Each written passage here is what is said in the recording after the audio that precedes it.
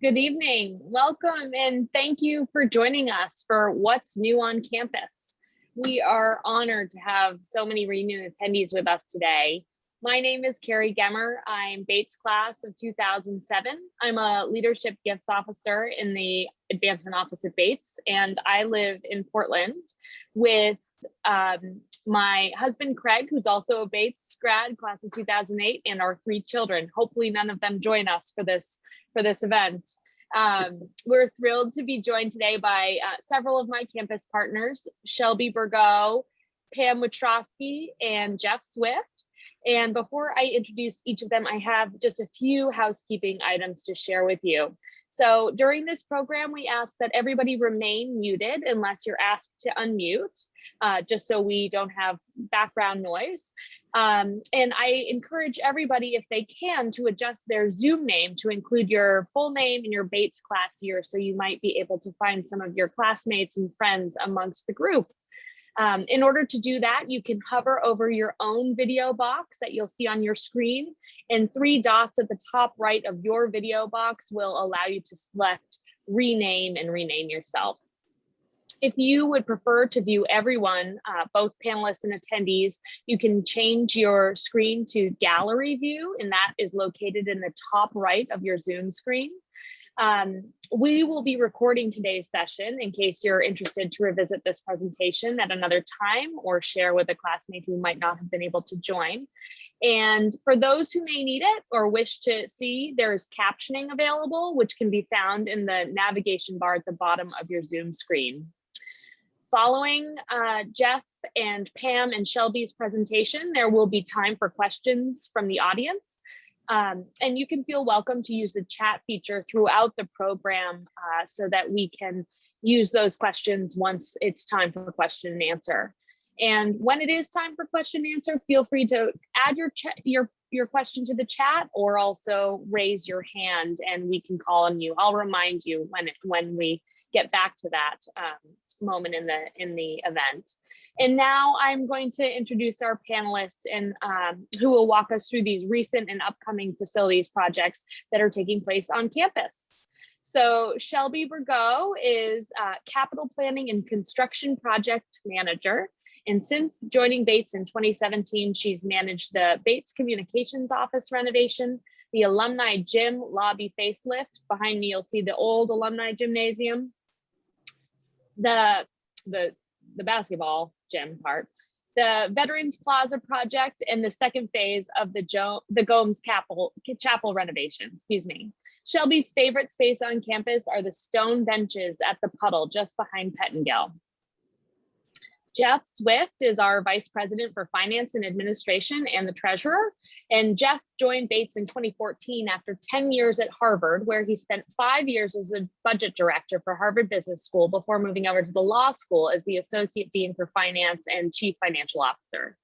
Geoff shared with me that his favorite space on campus is the boiler room, which, as he put it, one of those spaces that people don't see, staffed by people that aren't necessarily visible in the organization, but that space and those people are literally the heat of the campus, and it's where Bates is doing important sustainability work. Pam Wichroski is the Director of Capital Planning and Construction, and Pam joined the Bates Facility Services staff in 2000 and has been involved in the development and implementation of the campus facility master plans. Pam's projects at Bates have included new construction at 280 College Street Residence Hall, Alumni Walk, Commons Dining Facility, the Gomes Chapel phase renovations, Chew and Cal Paris Halls. And under Pam's leadership, the Roger Williams and Hedge Hall renovations, as well as the Gomes Chapel restoration projects, were awarded Maine Statewide Historic Preservation Honor Award for Excellence in Rehabilitation in 2012 and 2020. And currently, Pam is involved in overseeing the STEM project that we'll be hearing more about. Pam's favorite space on campus is Muskie Garden because it's such a hidden gem. So without further ado, I will turn it over to Geoff to kick us off. Thanks, everybody. Thanks so much, Carrie.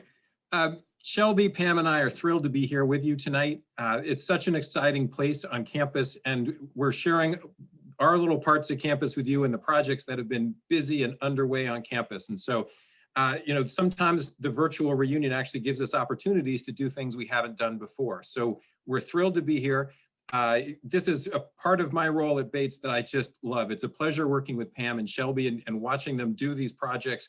As you heard in Carrie's introduction a moment ago, Pam has been at Bates for more than 20 years and has left perhaps one of the largest footprints on campus in Bates's history. If you just think about it, you look around campus and you look at all the different buildings.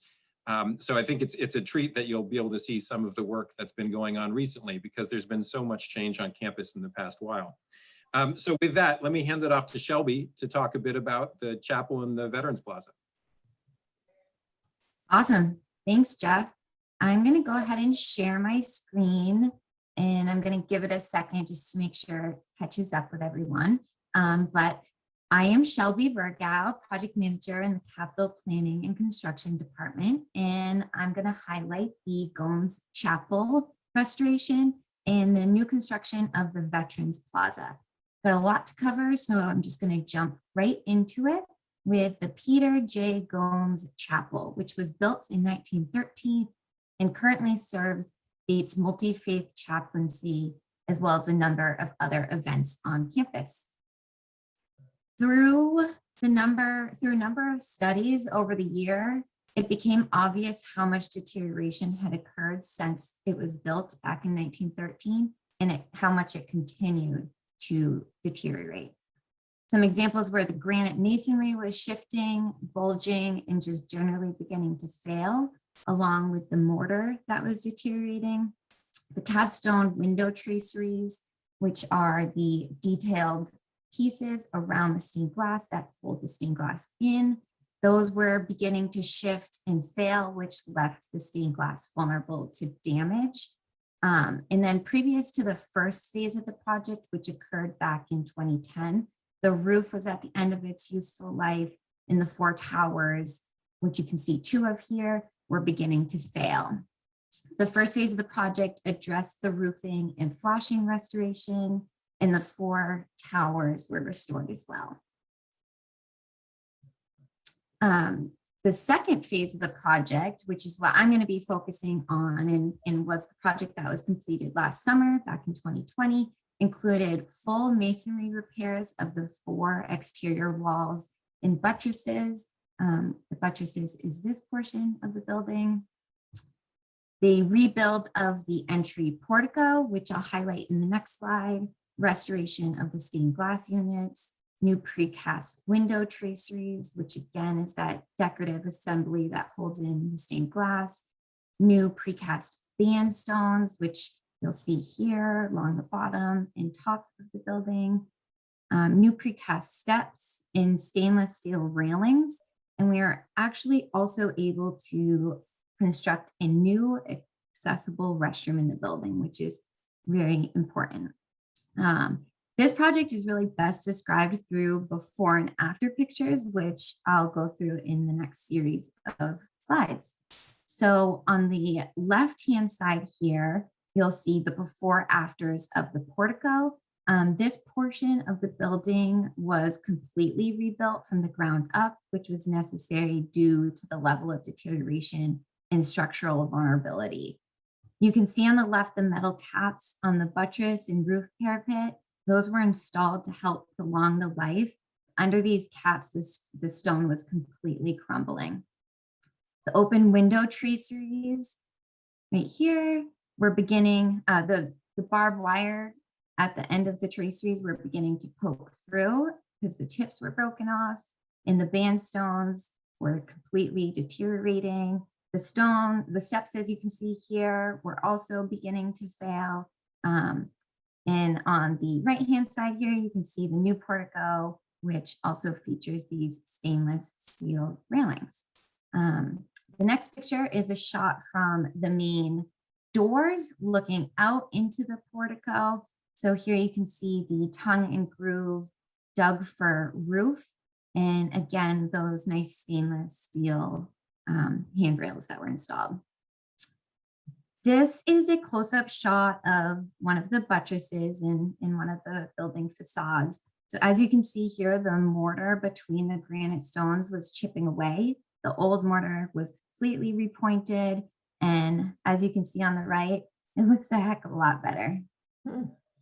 Again, the capstones on the buttresses were capped in metal as a way to hold form and prevent further deterioration.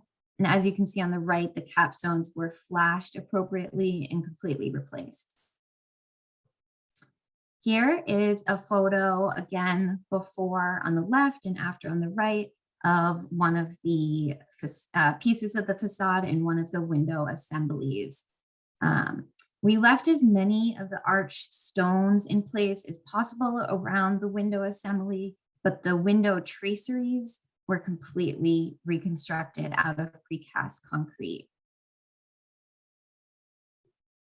Here's a close-up of the stained glass, again, of before and some afters. The stained glass was completely removed from the building and fully restored by Jim Nutting, a class of 1976. And he's with Main Art Glass out of Lisbon. And the reinstallation happened by his partner, Matt Kendall with Vintage Glassworks. They did a fabulous job. In the picture in the top right really doesn't even begin to do a justice for how vibrant and beautiful these assemblies really are. There's so much nice light getting into the building, and the cleaning of the glass alone has made a world of difference. Here are some pictures of the stairs, again, before and after. As you can see here, chipping and deterioration. These stairs were replaced with new precast treads, and again, some new stainless steel hand railings. This is a picture of the accessible restroom that we were able to create. And as I mentioned, it didn't previously exist in a building that hosts weddings and memorials and just general campus events. Having an accessible restroom was identified as being really important.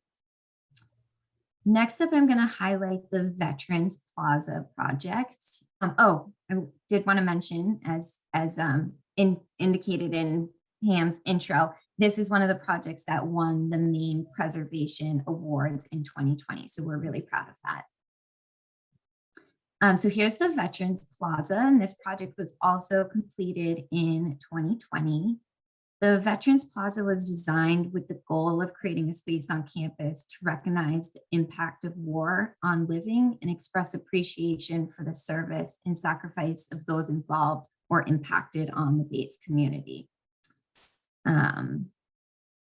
You can see here some of the design features that are within the Veterans Plaza. Here is what we are calling the stainless steel marker, which reads, inviting reflection on the impact of war on the lives of everyone it touches. And then there's a series of basalt rocks located in the middle of the plaza. And one of the rocks reads, this space honors the service and sacrifice of Bates veterans. There are also 7 benches around the plaza and a grove of trees that are lit at night. Here's an aerial view of the plaza. Through a number of listening sessions and presentations with the Bates community, we learned that the design team really needed to think hard about not just where the installation would be located, but also that we were thinking through how this space would be inclusive and be an environment that would promote reflection. And we also wanted to make sure that the space was conducive for events and classes. We also wanted to make sure that the space wasn't prescriptive, but rather interpretive for a personal experience. Through a number of studies, including seasonality, access, scale, privacy, and lighting, and multiple design iterations, we created a beautiful space on campus, and the feedback we received definitely aligns with the original project goals. I'm going to show one last picture of the plaza at nighttime to highlight the uplighting at the trees, and not pictured here is also uplighting at the flagpoles that are very close proximity. And with that, I'm going to pass it back off to Geoff. Great. Thank you so much, Shelby. Again, for those who haven't been on campus lately, when you get to campus, you will be thrilled to see that veteran space and to walk around the chapel, to see the care and the treatment we provided to this campus, because what we're trying to do is establish, not just for that building, for all these different projects, really position Bates's campus well for years and years to come. And so the chapel is such a beautiful building, and what we've done to the envelope, what Shelby and Pam have led there, is really going to set it in a good direction for a long time. So I have the distinct privilege of talking a bit about the Bonney Science Center tonight, but it's really the Bonney Science Center is part of a three-point strategy on our sciences. The first piece is, well, it's a mix. It's the Bonney Science Center, a new building. It's completely renovating Dana, and Pam will talk about that. And it's also investing in Carnegie. So we're doing all of that to think about how can we best position sciences at Bates. Just looked at the clock and I need to make sure I'm staying tight on time. So I'm going to jump to the presentation now, but you'll see Pam let me do this part of the presentation. I'm like a kid in the candy store with this. It's really fun and it's really remarkable. And I'm excited for when the broader Bates community is able to get on campus and to see it. And what we can do today is look at, let me share my screen. I think Shelby was smart to give it a second to catch up. And what we're going to do is we're going to look at, one of the fun things here is we're going to look a bit at the before and some of the after.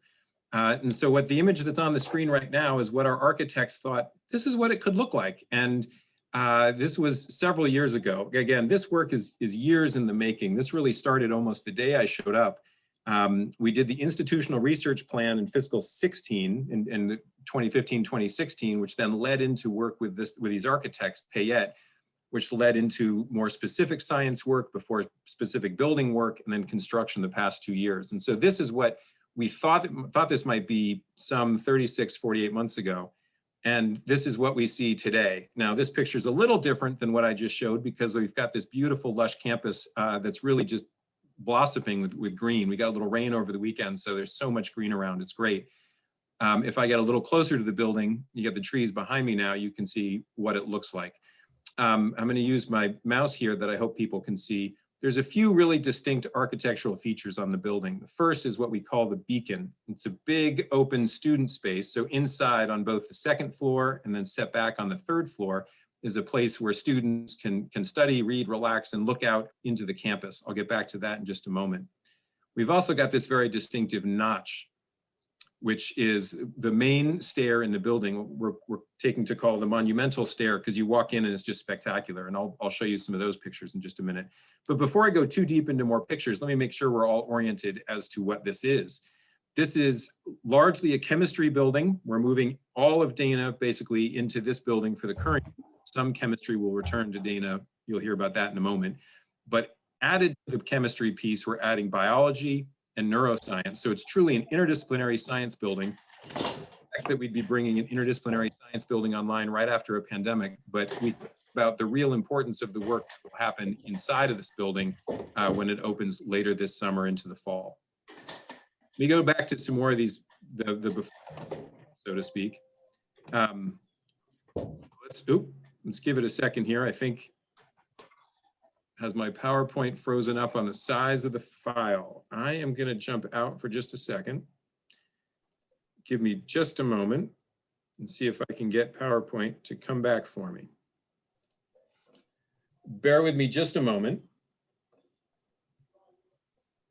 Let me see if I can get this to come back into view. I am so sorry.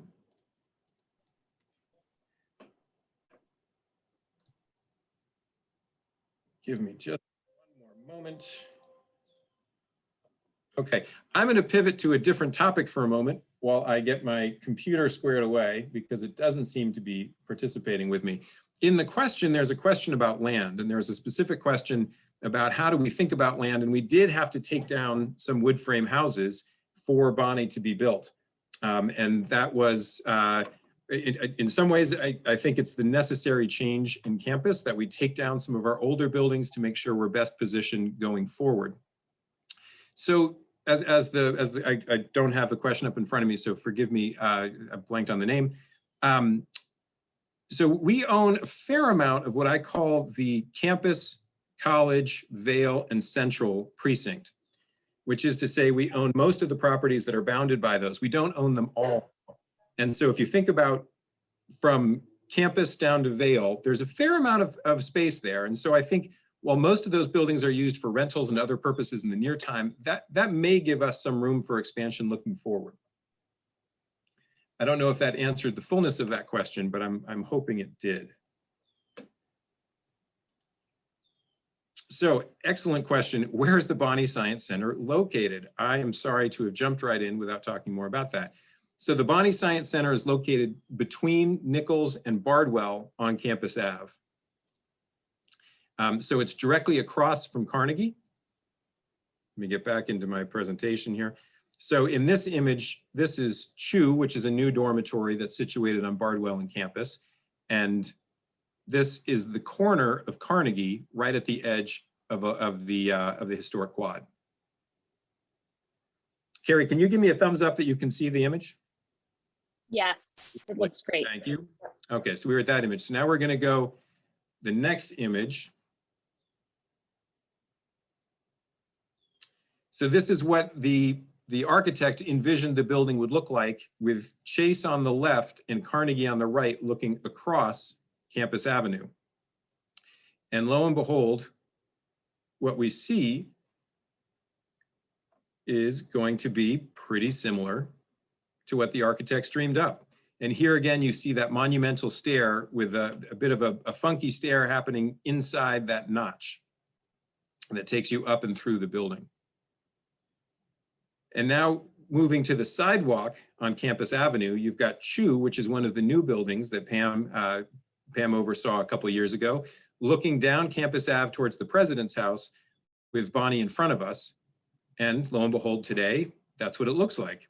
It's just terrific. This window here is this massive 2-story window in a seminar room that can be used for any class. So you could imagine a small political science course, perhaps, for students who have walked up through the building, seen their colleagues doing chemistry and biology, to take their course in that classroom. So part of the building is pulling students into the sciences, science on display, see what people are doing, encouraging people to get into the sciences.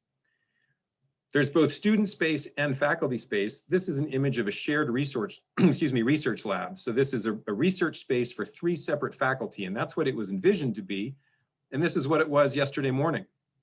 The project is still technically a project site. It's not ready for public walkthroughs, but I can, Pam lets me in once in a while with my camera. I've filled up many SIM cards, lots and lots of pictures. But the progress is fantastic. And in just a few weeks, all those shelves, all that laboratory space will be bustling with faculty work as they are literally moving this week and next, in the next couple of days. We're moving out of Dana into this building. This is, I mean, you show some classroom spaces. This is the organic chemistry laboratory as it was envisioned. And here's what it was yesterday morning. This is looking at the teaching screen at the front of the classroom. And you can see the hoods around the side. For those who are into chemistry, that's where the work is done. This is from perhaps a more useful angle. It's a beautiful state-of-the-art organic chemistry classroom right on the first floor. It's one of the busiest labs on campus. Tons of opportunities for people to see science at work. Right now, it's a little more buried in the corners of Dana. Different classroom, I'm just checking time. I think I need to keep moving briskly. And this is an advanced biology classroom. Again, getting ready to go. Gentleman up on the ladder there, finishing some of the punch list activity that's currently underway. Just really spectacular spaces for students to do science learning and research. A couple images of these stairs. This is, again, that core central stairway that's in the notch with this sort of pop of green in the science building. And it's come together exactly as the architect envisioned. It's fun, it's dynamic, it moves in interesting ways, it carries you through the building. Wonderful touches like LED lights in the handrails. It's really a distinctive feature that I think people will enjoy, and it's really fun to see from the street as well. This is the front area. So you come in that door, forgive me, the door literally is getting worked on yesterday. When you walk in the building, you may turn around, and as the architects envisioned it, there's a living room for students to do work, have a cup of coffee, prepare for their classes. And lo and behold, again, pay no heed to some of the construction material in the middle there, but you can see the space taking shape with a view across to Carnegie across the street. Really wonderful spaces for students to come in. Some of the areas that are lacking in Dana right now, you'll see in a moment that this really brings to life. I mentioned at the outset that one of the architectural features was this beacon that looks out to the historic quad. It looks out over Campus Ave towards Carnegie, and it's a double-decker space with with a sloped roof. So it's a tremendous space, and that's how the architect envisioned it. And that's how it was on Wednesday. So these spaces down below will be filled with chairs and places for students to sit. And we just imagine what it would look like when you're standing up on the third floor space, looking out to campus, perhaps in a snowstorm. It will be absolutely fantastic. That's how the architect envisioned it. And that's how it was yesterday. You're looking across to Carnegie. When trees aren't quite so green and lush, you can look straight across the face of Carnegie into Alumni Walk and see Pettingill. It's really striking and wonderful. So I think I'm going to stop there just to keep us moving and make sure we have some time for Q&A. I could perhaps get back to that land question in a moment. Thank you for bearing with me as I stumbled through the PowerPoint tech failure there for a moment. And let me hand it off to Pam, who can talk about the partner project to Bonney, Dana Science, or Dana Chemistry. Pam, off to you. Unmute and rock and roll.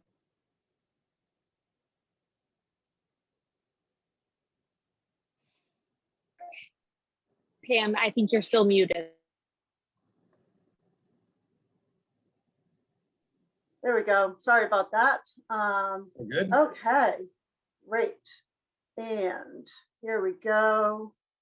Hopefully you can see my screen. Oops. Sorry. Okay. Screen share. All right. Hopefully everybody can see that, my screen. Again, thanks everybody for being here. It's a pleasure being here showing you this exciting work that we're doing on campus. So Dana, we're getting ready to start a full renovation of Dana Chemistry Hall, which will become Dana Hall. Its construction starts next month and it's going to be ready for classes next fall, 2022. So it's a pretty extensive project that will happen over the course of 1 year. The building will continue to serve chemistry and biology, but it will now also include updated general purpose classrooms for use by the entire Bates community. We'll introduce plenty of circulation space and student study spaces where there's little, if any, of that now. Also, the mechanical systems and restrooms will be fully replaced. There'll be very little changes to the outside of Dana, but the inside will be transformed from the building with little transparency to one where you actually have a sense of what's happening within it. So here's what you see now as you enter from the historic quad. Basically, it's a brick wall. As when you enter from Alumni Walk, it's a similar experience. The corridors are really tight, the elevator's hidden, all of the teaching and learning activities are happening behind closed doors. It's pretty intimidating and really not all that welcoming. So this is the architect's rendering of what the new common corridors are going to look like. This happens to be the third floor, but all the floors are very similar. The core of the building is really opened up with circulation that supports these seating areas with full walls of whiteboards for student and faculty engagement. On the left into this green space here is a nice open, easy access area into multiple single user restrooms and the elevator in the core of the building. On each end of this common area corridor are dedicated student rooms. Right now, Carnegie virtually has no student spaces like this at all. So I can imagine the students are going to be really excited about this change. And so here's a floor plan, if you can follow me a little bit here. This is the current level 2 floor plan with access from the historic quad. So we're on the bottom of the screen here is the historic quad. You walk in to what was that wall in one of the first photos I showed you. It's got a teaching lab that's basically got hoods in the center of the room. And unlike the photos that Geoff showed you in Bonney Science Center, they're not nice open labs. They're tough to teach in. And then we've got this tiny, small, little narrow corridors, a maze of small rooms in the center where it's hard to find where the elevator is. and then just a series of other rooms. So it's not very approachable. In the new plan, here you are again, entering in off of the historic quad. We've got 3 general purpose classrooms with the latest in technology. These are high-tech rooms with lots of video screening and technology. These classrooms are going to be open to the Bates community, providing much needed teaching space right in the center of campus. And hopefully, like Bonney, exposing non-science majors to the sciences. So we're getting them into what was previously a dedicated science building. Now it's going to be more of a mixed use building in the center of campus. These are the corridors that we've got with tables, chairs, and whiteboards in them. We've got the 4 single user restrooms in the core and then easy access to that elevator. At the end, these are the 2 dedicated student study spaces, and there's a small suite of offices in here.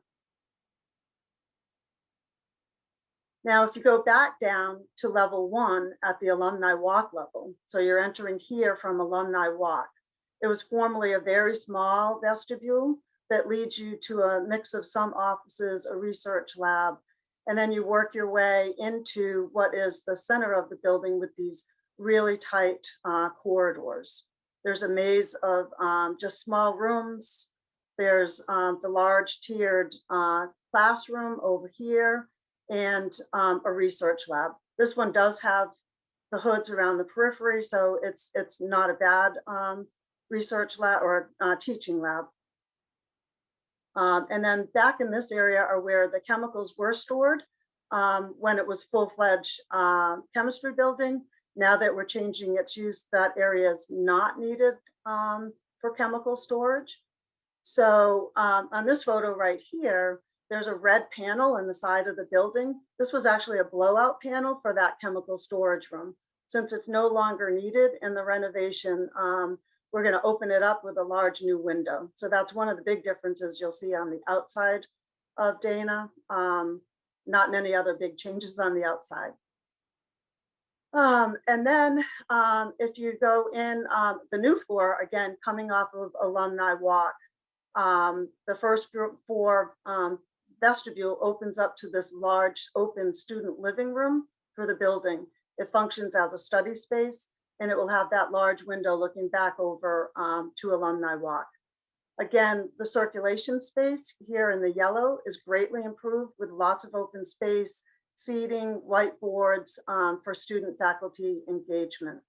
There's a small suite of offices, and there are the Gen Chem teaching labs here. In these labs, the hoods are installed around the periphery to open up so it's easier for teaching.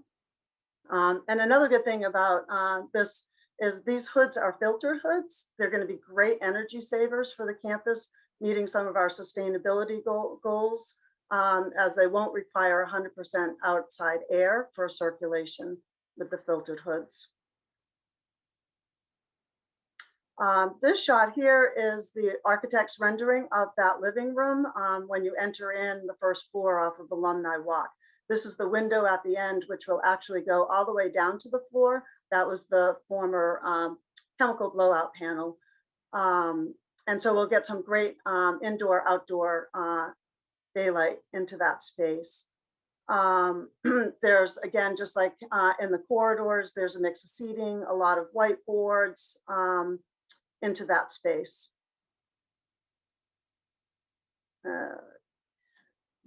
So basically wrapping up Dana, this is, it's going to be a big project in the middle of campus for a year.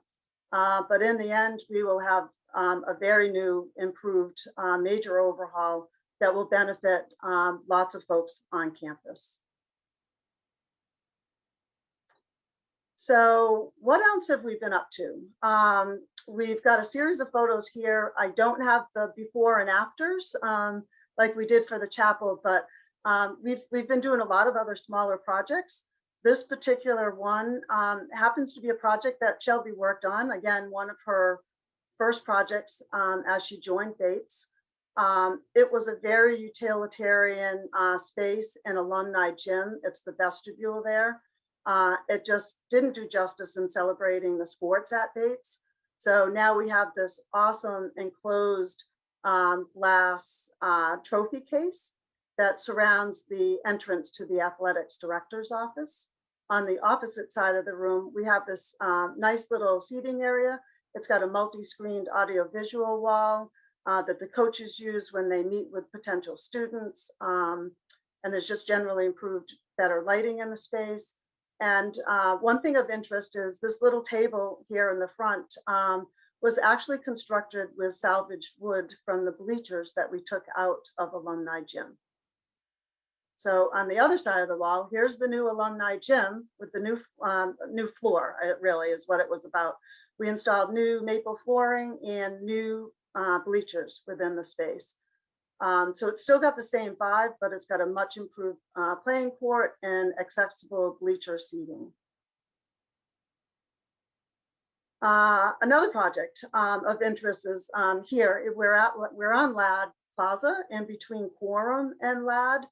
This is the terrace area. This is actually a roof to much of the library, which had started to deteriorate. So really important to keep a library watertight. So we removed all of that roofing, replaced the roof membrane, installed new pavers, and we incorporated some of these raised planters in here and benches to make it a much more inviting space. As you see here, it's winter. Much of the pavers are exposed. So one of the great things we were able to do here was connect to our existing steam system and put a snow melt system in here. It keeps the snow at bay, eliminates the need for heavy equipment on the terrace, and just always easily accessible for the students in and out of Ladd. Then this past fall, we also installed a multi-fixture outdoor fitness area just outside of Underhill and the tennis courts. It connects with a fitness trail that was also installed on campus this past fall. And then with the need for physical distancing and masking, we introduced lots of new outdoor furniture across campus, including these Adirondack chairs. We put in a bunch of varying height tables in the Ladd arcade, around commons. We scattered them throughout campus. Some of the furniture was purely social. Others, like in the Muskie Garden and Ladd arcade, were actually really popular outdoor teaching spaces that the faculty loved. So these are some of the benefits, I guess you could say, of COVID, where we've introduced some really great outdoor seating and the students love it. And I'll end with this shot here, showing you that the students, even you have those nice winter days on campus with snow, and the students are out there using that outdoor furniture. So that is the end of my presentation. And so I'll turn it back to Carrie. Thank you, Pam. That was great. And thank you, Shelby and Geoff, too. Loved seeing all those photos and moving through the various projects with you. So we've got some great questions in the chat already, which I will certainly move through. Carrie, Yes, do you want to pull up the map, Geoff? Yeah, let's just pull up the map, because I'm realizing we jumped right in without orienting. And as Pam and Shelby know, I love Google Maps. I think it's just about the coolest thing. So this is looking at Google Maps, looking at our campus. And so north is due straight up. And hopefully this is somewhat familiar to you. So this is college. This is campus. This is Central. And this is Russell. So here's Lake Andrews with Pettingill and Lane.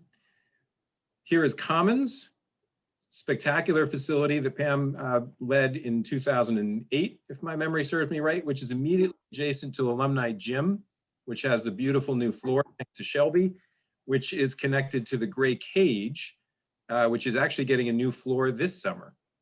So if we keep going down Central, we see where Chew and Calparis are. So these two dormitories that were in place 2015, 2016, Pam, is my memory right? Yes, yep. And the Bonney Science Center is on this site. So if I don't give anyone vertigo, we're going to spin up and zoom in for a moment. And so to Bob's question, part of campus expansion is being thoughtful about, what wood frames do we need and which ones do we not need, and what's best for the long-term future for the college, I should say. So we took down these 3 wood frame houses to put up the Bonney Science Center, which is in this site.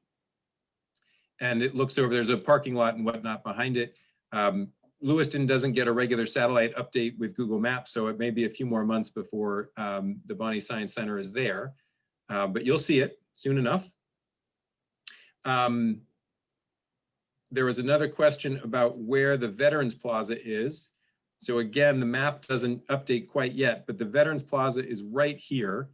And perhaps if we give Carrie and Carrie a second, she may be able to find the video that has some wonderful drone video for this. I'll put the drone video that was referenced in the chat already there, and you may be able to find it through that. So that's where the Veterans Plaza is. Let's see.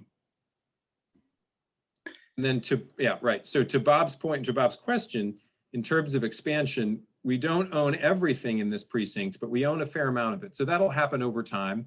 And our neighbors know that we are a willing and good faith purchaser. So that has happened progressively over time. We've bought a number of those houses in my time at Bates.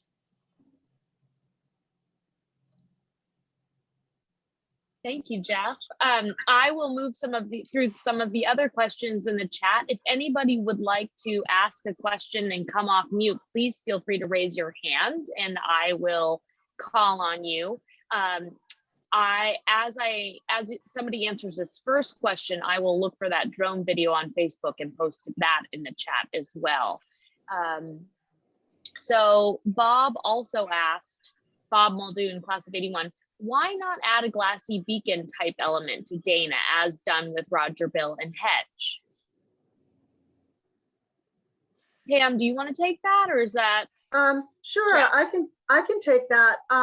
We really, we did not really want to get into the outside of the building of Dana. I think that with the spaces that we do have for students and the transparency, they're in the right places with great windows now. And so I think that would be a major architectural change to the building, adding a large beacon that just didn't feel right for that building. If we had added onto the building like we did with Roger, Bill, and Hedge, we would have had an opportunity to do that. But with the existing construction, it just wasn't that feasible or needed.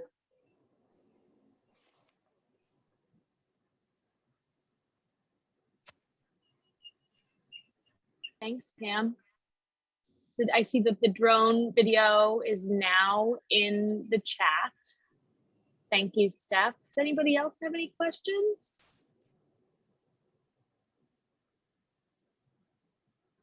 Could I ask about the space between Quorum and Ladd? Has that been spruced up? I mean, I remember I sent an email once to Clayton Spencer, and I said I thought that was pretty dull space, and she kind of agreed, and she even referred to it as like Eastern European architectural drabness, and maybe it's been improved with elements of flowers or banners or something. But the last reunion I was there in 2016, it was pretty depressing. I can take this one. That was the area that I just had one shot of it, and it was a winter shot, winter photo. But I think you're talking about that it was a large concrete paved with some bricks, no zone between Quorum and Ladd Library. That's looking down on it. It had that weird stepped wood thing that was an override for the elevator, and the pavers were deteriorating. So we actually did overhaul that. That was the work that we did, where we re-roofed it. Basically, it was a roof. We went in with really nice architectural pavers in some patterns. Yeah, here's one of the shots. Thank you. And we did these raised seating areas that are planters as well. They've got irrigation to them. They're beautiful in the spring when the heather's in bloom. There's some wild cranberry bushes in there. There's ferns. There's all kinds of interesting seasonal plantings in those planters.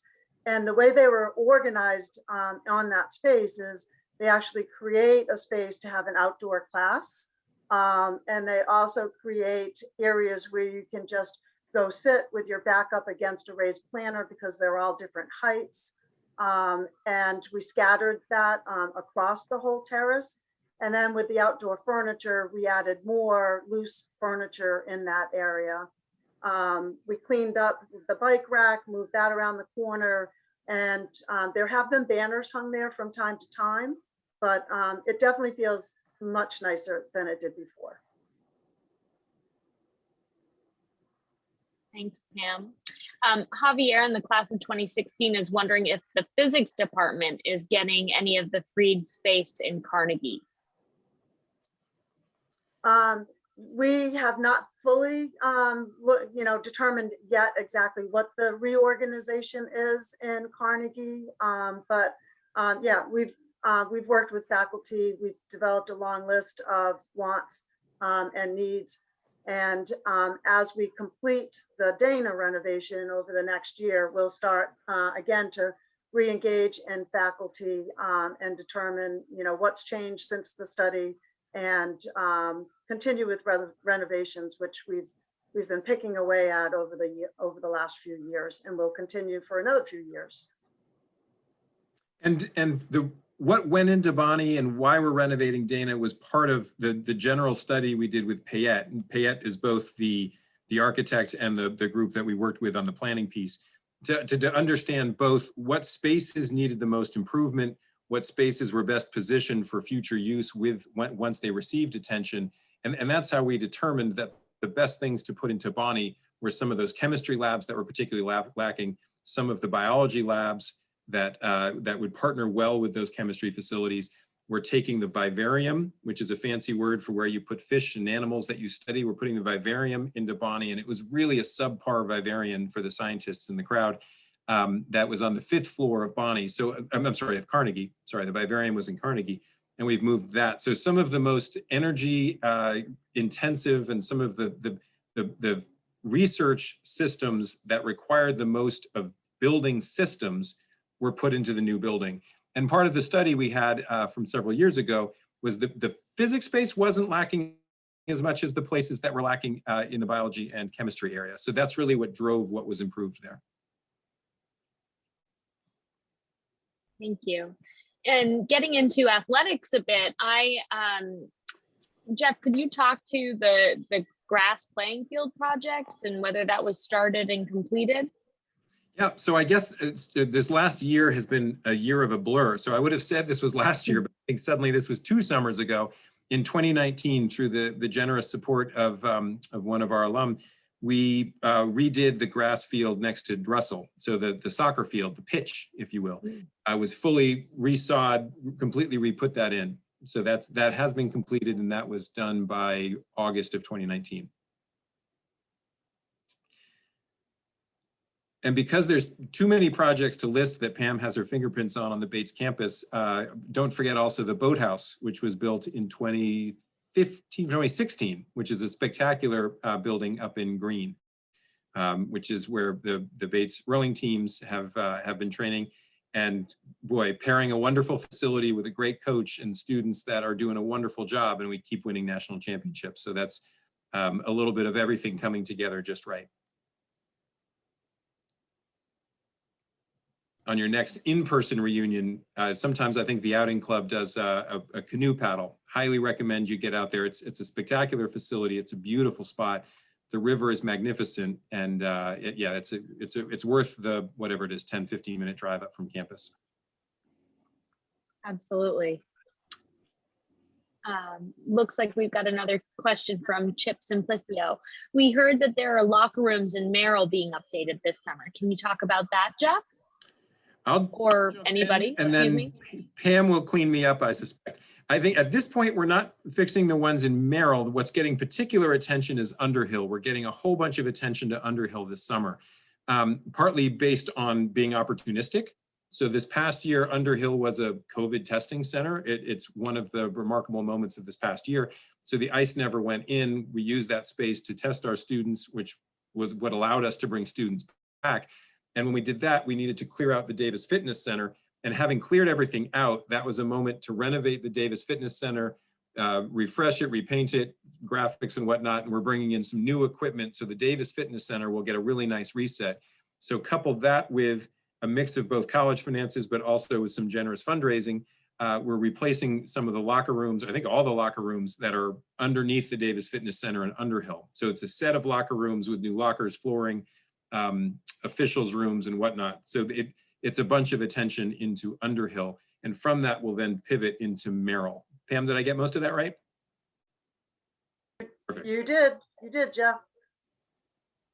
I did see somebody raise their hand. Dawn, would you like to ask your question? Please feel free to unmute yourself.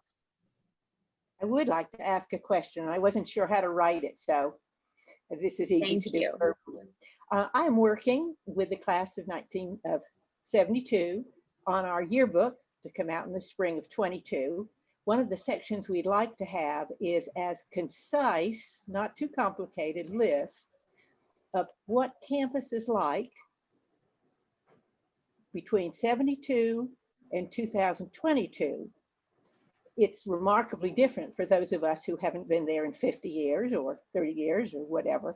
And is there some source for me to go to besides y'all giving me all these ideas about the soccer field and the different buildings? I mean, there's so much change. Do we have, for example, twice as many buildings? Do we have 5 times as many dorms? You know, where could I start with some statistics that I could simplify? Because this isn't going to be pages and pages in the book. This is going to be kind of a summary, but I'd love for them to be as impressed as I am with the changes. I'll jump in, but I'm going to need some help on this. So I don't know if there's a definitive source. I'd say, thank you first for the question. And one of the things that's perhaps most important from this question is make sure you visit campus more frequently. So I encourage everyone on the call, get to campus and check it out, because a campus is a progressively evolving and alive space. And so it's going to change over the years. I don't think we're going to have double as many dorms because we only have as many beds as we need students. In fact, we might have fewer dorms because some of the buildings that have been built most recently tend to be slightly larger. They're more efficient. The wood frame houses on Fry Street are harder to heat. They're a little less efficient in a couple different ways. And so 280 College and Chew and Calparis have been a little bit bigger in the last couple of years. So I wonder if the number of dorm structures has decreased in 50 years, even if perhaps the number of beds might have slightly increased. Overall, the campus has about 1.8 million square feet. Most of that is in buildings and in, of course in buildings. Most of that's in academic buildings, the larger academic buildings, the larger dorms, less so on the smaller wood frame houses. Carrie and I can follow up with you offline perhaps on other details on that front. Great, and I'll just say I live in Georgia, so we have to get to campus. Not easy to get to campus, but when you can, come on up. I will do. I'll be there for reunion 22 anyway. Outstanding. Great. Pam, I think there are 2 quick questions in the chat that might be good for you. We noticed that the lecture hall isn't remaining in Dana. Where will that classroom space be? And one alum says that the arts building was brand new when they attended 35 years ago now. Wow. Wondering if there are any updates to Olin Arts Center. Okay, great. So the lecture hall in Dana, the faculty have reworked their curricula a little bit, where they're doing, I think, more sections than they used to and not having as many large sections that need that Dana 119 lecture hall.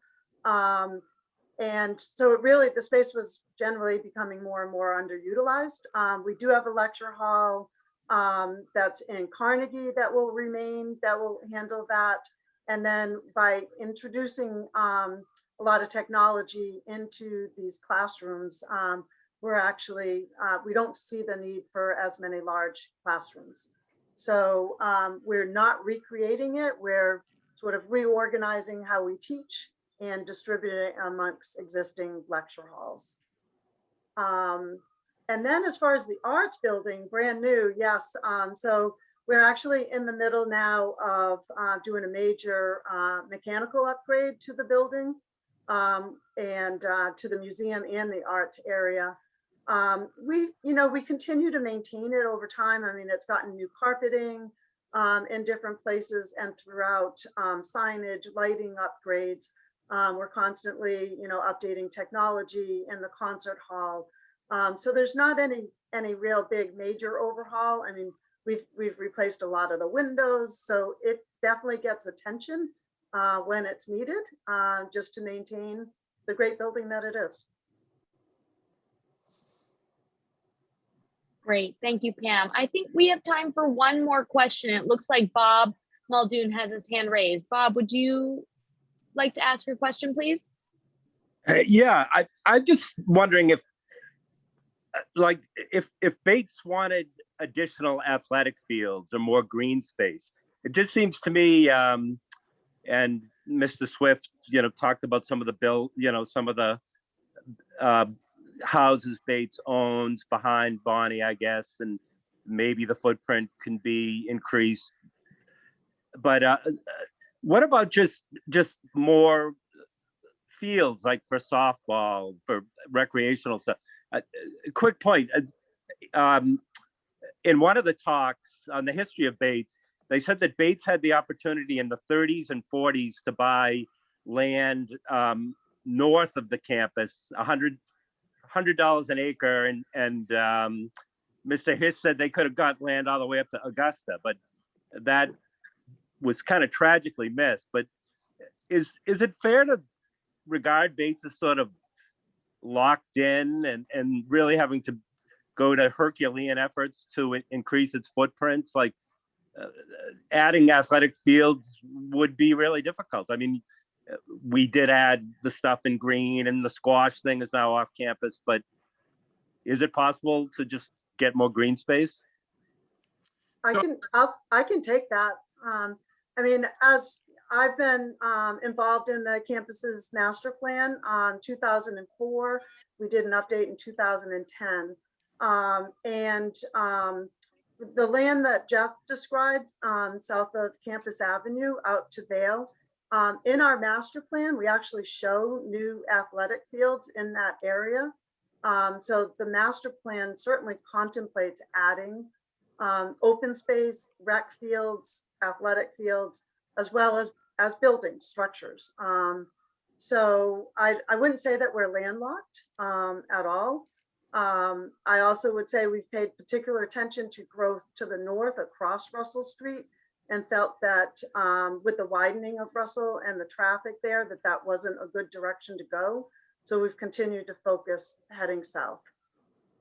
Quick follow up on that. So how many total acres does Bates currently utilize, and how many additional acres is that space that you and Geoff have talked about that currently is housing, that goes down to Vail? Like how many additional acres would that add to the campus footprint if you were?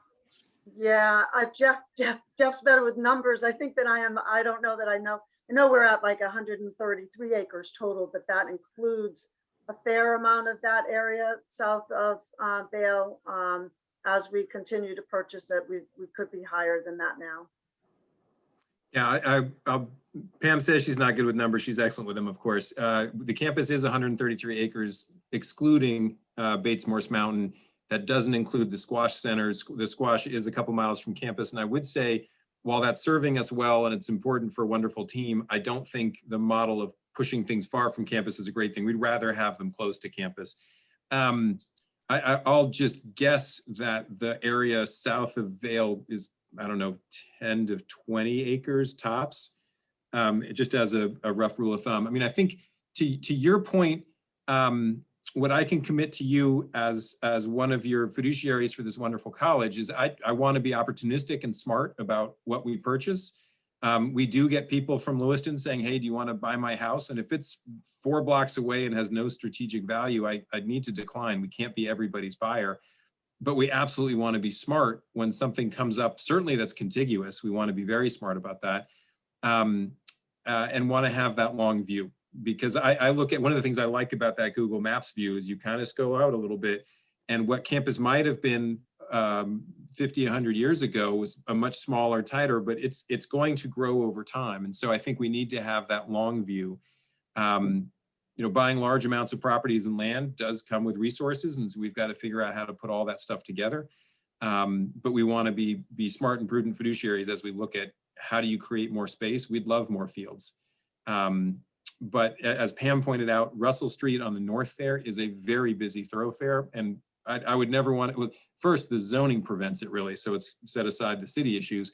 But that is a busy road. You wouldn't want to have a bunch of students walking back and forth across it every evening. So the last thing I'd want to do is put a dorm across the street. So we need to think more about, you know, I completely agree with you, and I love thinking about that future view about how we might have more space. We're not there yet, but it's the long view. Great. Well, thank you, Geoff. Thank you, Shelby and Pam, for such a wonderful session and walking us through these updates and what's happening on campus currently and what's to come. It was a pleasure to hear from you, and I hope that all of you enjoyed the program tonight. Thank you to those who engaged in the chat and asking your questions. We so appreciate your interest and your engagement. And in closing, I want to encourage all of you to participate in the rest of the virtual reunion programming throughout this week. Information and events can all be found on the reunion cadence schedule, which you should all be acquainted with at this point in time. And thank you all again. I hope you have a great evening, and we look forward to welcoming you back to campus soon. We wish you were here this week with us, but look forward to that next time soon. Thank you.